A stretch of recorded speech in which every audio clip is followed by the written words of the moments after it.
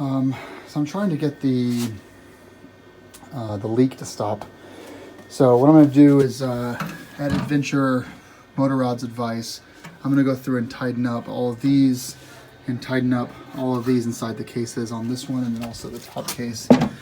A lot of the leaks were coming through here and there was some leaking on the sides here. So I'm going to basically go through and tighten all of them down, and then the luggage goes back out in the rain, and then we'll come back in a few days and we'll see how well it worked. I'm also grabbed some paint.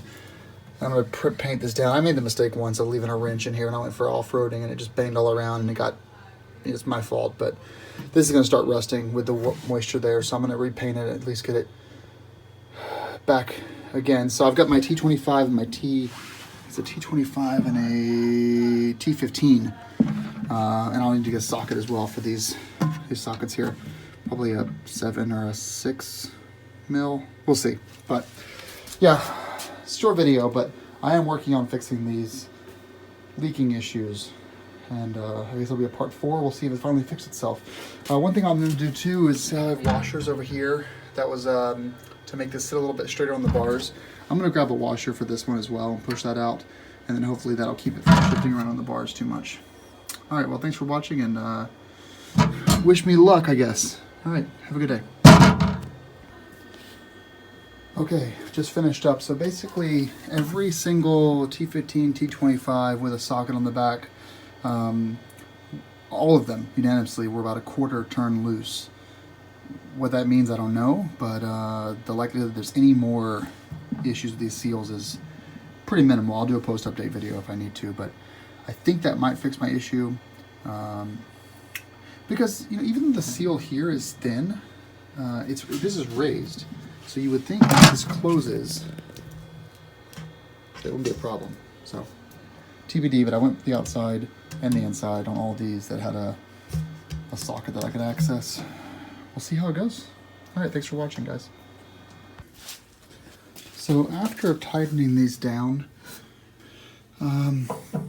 this moves a lot less than it used to. You still see a little bit of motion there. It's hard to see because I'm moving with the camera, but it is better actually. I think tightening these down here and the ones up top actually did a lot more than if I had to add more washers here.